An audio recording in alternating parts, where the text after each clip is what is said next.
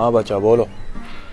बाबा हमारी शादी को 5 साल हो गया, बच्चा नहीं हो रहा।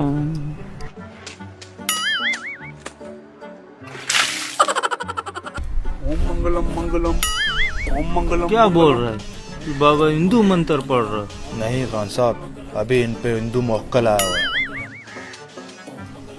यार क्या है यार, झाड़ू ले जाते हो लाते नहीं हो, अम्मी मांग रही है। यार बेटा एक मिनट बस, हो रहा है। हाँ ये ले जा बेटा, ले जा।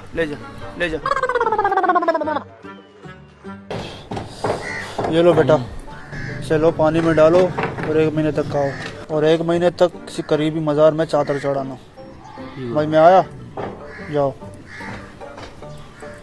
नमस्ते। ये क्या था?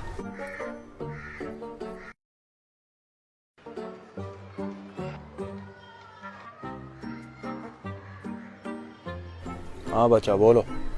बाबा मैं पिछले महीने आया था, आपने तावीज़ भी दिया था कि बच्चा होगा, मगर बच्चा अभी तक भी नहीं हो रहा। पागल है क्या? 1 महीने में कौन सा बच्चा होता है? तुमको कहा था किसी करीबी मजार में जाके हाजिरी दो। जी हम गया था अपने करीबी मजार में। कौन से मजार में गए? अपना ये कायद आजम के मजार पे। लक नाले तुझी जिंदगी ते। अल्ले बड़ा लूसी, अल्ले। चल यार।